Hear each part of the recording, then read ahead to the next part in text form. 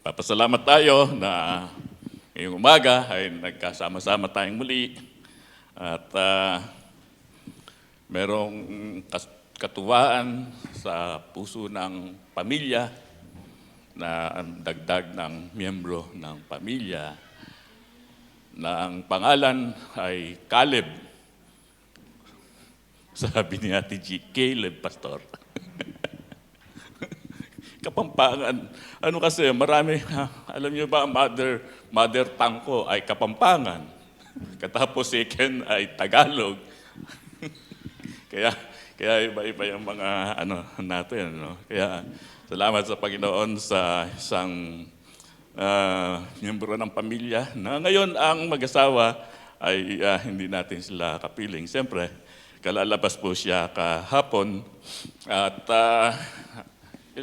cesarean, no? Medyo mahirap ang kanilang panganganak. Nararamdaman po natin yan kahit mga kalalakihan tayo. At yung ating mga asa-asawa, nagsipanganak. No?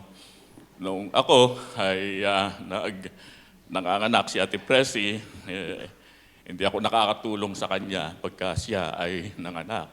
Kasi ako'y nagkakasakit, minsan na-hospital pa, imbis na hindi na makatulong, ay hindi nakakatulong kasi may karamdaman, may sakit, no? At siya, Kaya nung sinundo ko dinala ko si Jerome, yung kanyang sasakyan, ay tinanong niya, sabi niya, paano ako'y pinanganak, sabi niya, dun sa Taguig, ano nangyari? Pagkatapos ba ng panganganak ni Mama sa Taguig ay umuwi na ng Bataan? Doon sa Abukay po kami nakatira noon no? Nakadistino.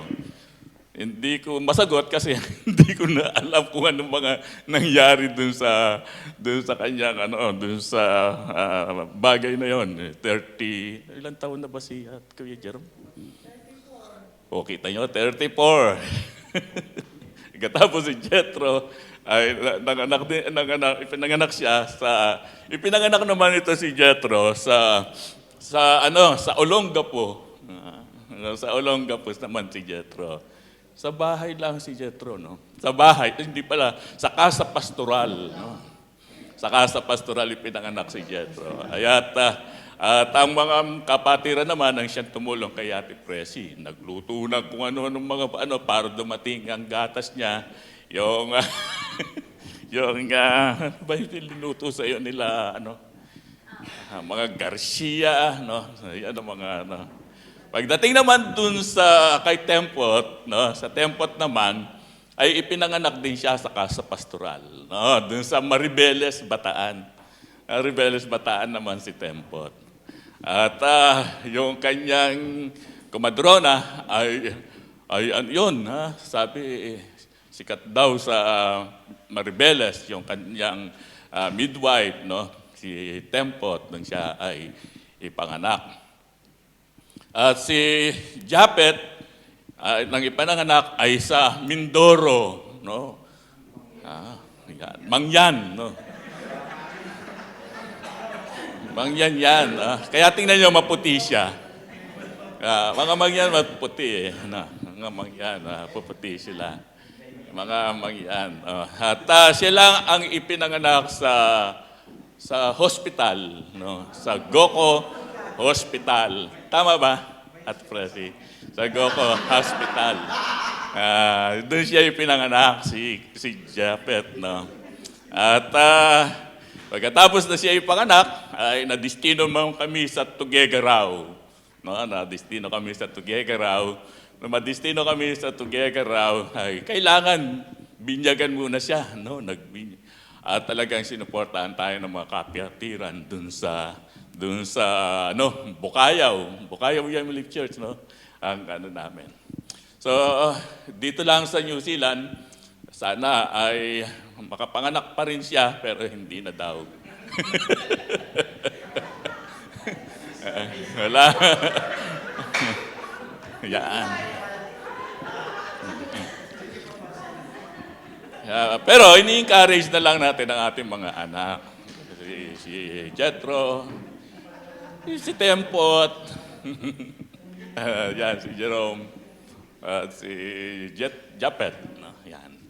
At tayo ay maasa na patuloy na ang pagpapala ng Diyos ay ating maranasan.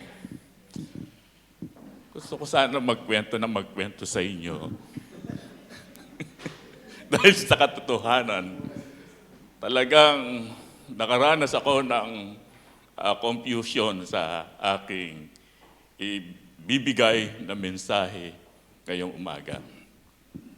Kukwento ko lamang po. Una, noong pong nag-report ako, ay merong celebration eh. Bawat ano po kasi natin, nais natin about may celebration, may occasion, ang ating message ay nakaugnay dun sa mga okasyon. Ano yung celebration? Ano yung okasyon? Nung nag-report ako, ang occasion ay Women's International Day. Di ba? Women's International Day. At ang aking inihahanda nun ay pang-women's. Talagang ang inaano ko ay si Ruth. No? Pinasa ko yan, si Ruth. Talagang inahanda natin ang mensahe tungkol kay Ruth, kung ano yung ano natin, na dapat na mensahe sa ating mga kapatid para bigyan ng pagpapahalaga, pagparangal sa mga kababayan na narito ngayon sa atin. Kasi ay talagang yun ang usap-usapin. Dun sa Pilipinas ay naging negatibo nga lang yung mga balita tungkol sa mga kababayan. No? May mga hindi maganda na mga sinabi sa Kongreso, sinabi kung saan-saan na hindi pagbibigay, pagpupugay sa mga kababayan. No? Pero habang ginagawa ko yung message ay nagbigay sa akin ng isipan na magre-report ako na dapat kong ibigay at ilaad ang kalagayan ng ating church. No? Yun naman ang nangyari at ginawa natin. Tapos lumipas na naman ang panahon, ang araw, at pagkatapos ay inihahanda natin pa rin yung mensahe tungkol kay Ruth. Tungkol kay Ruth. At pagkatapos, habang ating inihahanda at na-assign na tayo na ako ang speaker ngayong umaga, yun ang aking focus, si Ruth, at talagang matamang pag-aralan at i-share yung magandang mensahe dito sa aklat ng Ruth. Una ko tinignan, saan ba yung si Ruth? Saan si Ruth? Yung Book of Ruth. Anong pagitan? Judges. Pagkatapos ng Judges, Ruth. Yan ang nakapunto sa aking mensahe ngayong umaga tungkol kay Ruth. Ikaw, nagkakaroon pa rin ako last minute. Sabi ko parang medyo pa rin dito kay Ruth. Kasi ang okasyon ay may kinalaman sa paparating na Semana Santa. Sa bagay, Semana Santa na ngayon, di ba? Mula ng Ash Wednesday na ay sinelebrate ng mga Catholic nating mga kapatid, ay Ash Wednesday. So, ibig sabihin, dapat ang message ngayon ay may kinalaman sa Semana Santa. Tungkol sa ating Panginoong Jesucristo, tungkol sa kanyang pagliligtas, tungkol sa kanyang kamatayan, tungkol sa kanyang last minute, yan ang aking dinadalang mensahe na may kinalaman doon sa transfiguration of Christ. Doon sa Matthew chapter 17. No, tama ba? Matthew chapter 17. Yun na, nakapokus ako dun sa message na yon. Alam niyo mga kapatid, ang isa sa nagiging natin sa paghahanda ng message ay talagang dumarating ka sa punto na ikaw ay nabablangko. Habang ako ay papupunta rito, kagabi, ang naging imbis na transfiguration, ang ating paksa, ang ating isi-share sa inyo, dahil itong transfiguration ito ay napakahalagang sineselebrate ng mga churches. Halimbawa, ng Katoliko, ng Anglican, at ng mga Greek Orthodox, sineselebrate yung transfiguration. Feast of Transfiguration ang ating Panginoong Hesukristo. Kagabi, habang naghihintay ako ng pagdating ni Ate Presi galing kay Caleb, ay nanood ako ng isang movie na ang title niya ay tungkol sa kay Ruth. Tungkol kay Ruth. Sabi ko, ang totoo, habang pinapanood ko yung si Ruth, Story of Ruth, panoorin nyo, maganda. Ay, lalo na nung makilala, sino ba yung mga anak ni dalawa, mga kasi yan yung pamilya kasi na si Elimelech, ang asawa niya ay si Naomi. No, ang asawa niya ay si Naomi, na meron siyang dalawang anak, meron silang dalawang anak, itong si Elimelech at saka si Naomi, si Malon at saka si Kelyon, nagataga Efrata. Ephraim sila, no? Lahi sila ni Ephraim. Habang pinapanood ko yung historia na yon, ay lalo na nang magkakilala si Ruth at saka si Maelyon, at nung nagtapat na si Maelyon doon kay Ruth, ay na-realize ko itong itong aklat na ito.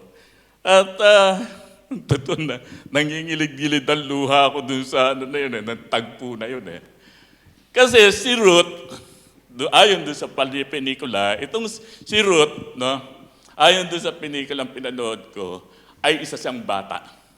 Yun ang kanyang pinakaano. At dinala siya sa isang sa reliyon nila, ang reliyon ng mga Moab, yung Moabites. Kasi itong pamilyang ito, nag-migrate sila sa Moab. Ito'y sa panahon na sila ay nagkaroon ng tagutom doon sa Bethlehem. Ayos ko lang po ibahagi, no? Ang na ito. Na dahil doon, kinalimutan natin yung transfiguration. Binabalik-balikan itong si Ruth, itong aklat ni Ruth. Lalo na nung meron akong pinanood ko yung kanyang kasaysayan, parang meron talagang kakaiba sa akin itong aklat na ito ng aklat ni Ruth. Ngayon ko lang siya tinignan, ngayon ko lang siya binigyan ng pansin itong aklat na ito. At nababasa at nakakarinig tayo ng message tungkol dito sa aklat na ito. Pero dito parang iba yung aking pakiramdam, no? Iba yung aking appreciation dito sa aklat na ito ng aklat ni Ruth. Kasi dito na prophesy yung Messiah, ang ating Panginoong Hesukristo. Dito na prophesy yung tinatawag na Kinsman Redeemer. Kinsman Redeemer. Na itong Kinsman Redeemer na ito ay sa katawan ni Boaz. Ang Kinsman Redeemer na ito ay meron siyang katungkulan na dapat tubusin yung mga ari-arian ng kanilang mga kapatid. Kung naisang laman, kung kanilang kapatid ay naisang laman, sila yung tumutubos sa kanila. No? Kaya pagka ang isang lalaking Hudyo ay namatay yung kanilang asawa at wala siyang anak, yung kanyang pinsan o yung kanyang kamag-anak malapit sa kanya ang siyang nagiging Kinsman Redeemer. Kinsman Redeemer itong si Kaya kung papansinin natin ang sabi rito sa verse 1, at nangyari ng mga kaarawan ng humahatol ang mga hukom ay nagkagutom sa lupain at isang lalaking taga Bethlehem ng Huda ay yumaon nakipamayan sa lupain ng Moab at ang kanyang asawa at ang kanyang 2 anak na lalaki at ang pangalan ng lalaki ay Elimelech at ang pangalan ng kanyang asawa ay si Naomi at ang pangalan ng kanyang 2 anak ay Maalon at Kilyon, ang mga Efrateo taga Bethlehem ng Huda at sila'y naparoon sa lupain ng Moab at nanirahan doon. Yung una kong naging dito, yung tungkol dun sa bago yung pagkakaroon ng dito, yung kumbaga yung sabi rito sa verse 1, at nangyari ng mga kaarawan na humahatol sa ang mga hukom, ibig sabihin, wala pang hari dito. Walang hari. Kung hindi pinamamahalaan ng mga hukom. Judges. Kung babasahin natin ng Judges naman, tumating din ako sa puntong ganon at tinignan natin, ano ba yung kalagayan ng panahon na yon? Nang sila ay umalis itong si Elimelech at ang kanyang pamilya, pumunta sa Moab. Ano ang kalagayan nila? Ano ang kalagayan ng Bethlehem? Pinamamahalaan ng mga hukom. Judges.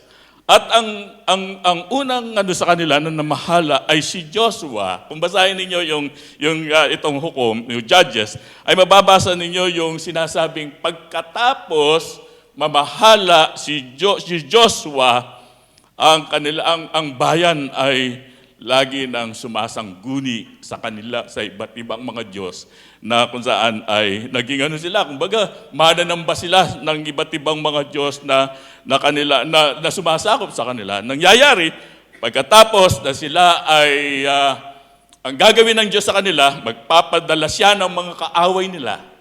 Magpapadala sila ng mga kaaway nila, sasakupin sila, papatayin yung marami sa kanila, lulupigin sila. Pagkatapos ang gagawin nila ay magsisisi sila, tatangis sila sa Diyos, pakikinggan sila ng Diyos, magpapasugo ang Diyos ng isa na namang judge na siyang mamamahala sa kanila upang sila ay palayain, upang sila ay pagkipagdigma, ay pakipaglaban. Katapos tatahimik na naman, gaganda na naman ang kanilang mga buhay, sasagana na naman sila, pasasaganahin na naman sila ng Diyos ng kanilang mga pananim, paulanin na naman ng Diyos ang kanilang mga lupain. Pagkatapos nito, yung Diyos na lumikha sa kanila ay kanilang tatalikuran at meron silang panibagong Diyos na kanilang kikilalanin, na Diyos na nakapaligid sa kanilang bayan, katulad ng Moab, Jebusite, at iba pang mga bansa na lumilipig sa kanila. Mayroong mga pangyayari doon dito sa Judges. May mga pangyayari doon na yung mga Benjamite, yung sa lipi ni Benjamin, ay hindi nila, yung Jebusite, hindi nila inubos ang sabi ng Diyos sa kanila, dapat silang lipigin, dapat nilang ubusin, pero hindi nila inubos. Kasama yung mga Jebusite doon sa Benjamin na lupain na lumaki at kasama na ni sila doon yung mga Jebusite, at doon ay yung kanilang mga Diyos ng Jebusite ay kanila na rin itong kinilala. Kanila na rin itong pinaglingkuran.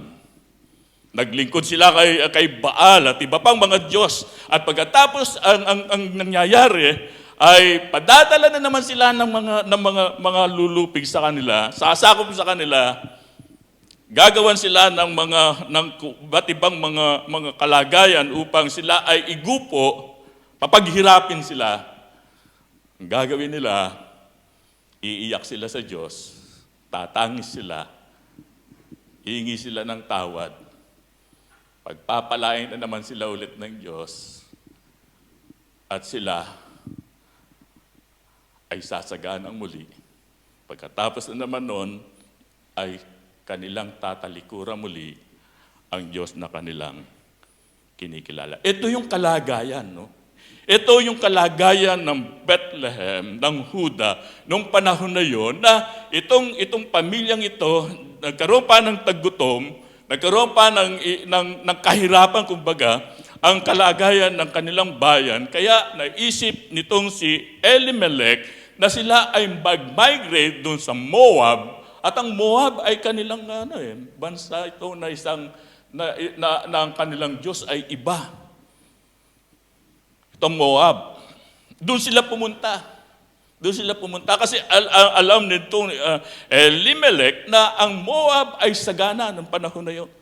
Kesa dito tayo sa lugar na ito na naghihirap doon sa Bethlehem dahil laganap ang taggutom, laganap ang kahirapan, ay pupunta tayo sa Moab at doon tayo manirahan.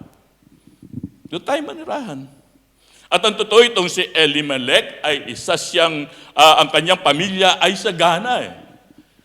Mayaman sila doon sa kanilang bayan, dito sa Bethlehem. Ay sagana sila. At doon ay dinala nila ang kanilang kayamanan doon sa Moab. At doon sila nanirahan. At doon sila ay nagkaroon ng kanilang, ang pamilya nila ay nagkaroon ng kanilang asa-asawa. Nag-asawa si Mahalon, nag-asawa si Kelion, at pagkatapos ng 10 taon, namatay si Elimelech, namatay yung 2 mga anak nitong si Noemi, at wala silang mga anak, wala na silang gagawin doon sa Moab, at nang mabalitaan ni Naomi na pinagpalang muli ng Diyos ang Bethlehem ng saganang ani, nagpasya si Naomi na bumalik sa Bethlehem.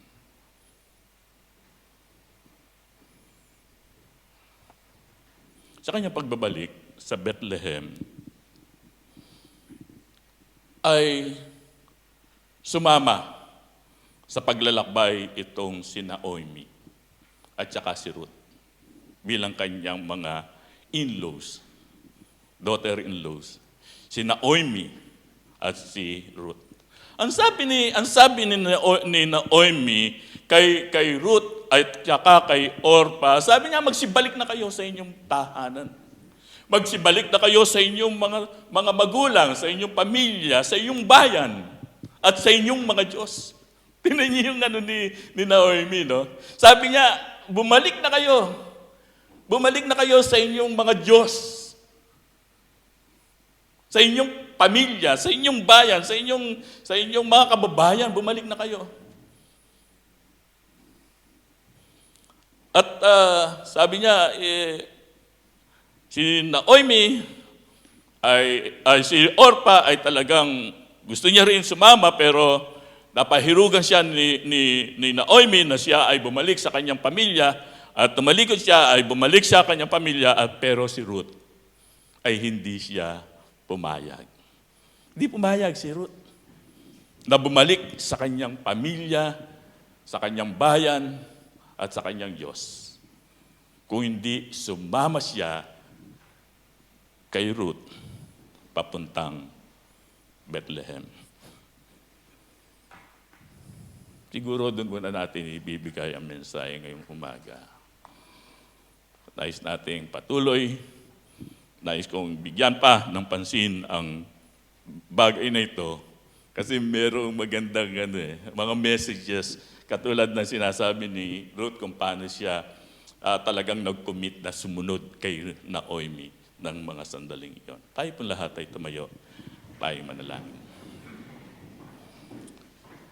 Ang maraming Diyos na makapangyarihan sa lahat, salamat po sa umagang ito, sa iyong mga salita na patuloy na mangusap nawa sa aming pong puso.